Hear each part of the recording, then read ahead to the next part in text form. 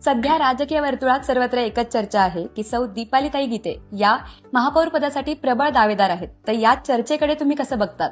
बघा, मी पक्षाची एक निष्ठावान कार्यकर्ती आहे.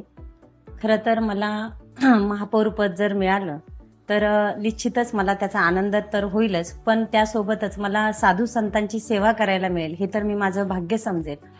आणि मी ज्या पक्षात काम करते आहे तर त्याचं एक वैशिष्ट्य आहे की प्रथम सेवा, राष्ट्र आणि सुशासन या मूल्यांवर आधारित असलेला एक विचार आहे.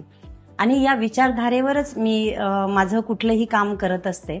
आपण ज्या ठिकाणी काम करत असतो प्रामुख्याने त्याची वैशिष्ट्ये लक्षात घेतली पाहिजे आणि त्याचे प्रेरणादायी वाक्य आपण लक्षात ठेवूनच पुढे काम केलं पाहिजे. मला हे पद जर मिळालं तर निश्चितच मी खूप छान काम करेल आणि माझं 100% योगदान नाशिक कुंभमेळ्यासाठी असेल. जय श्रीराम.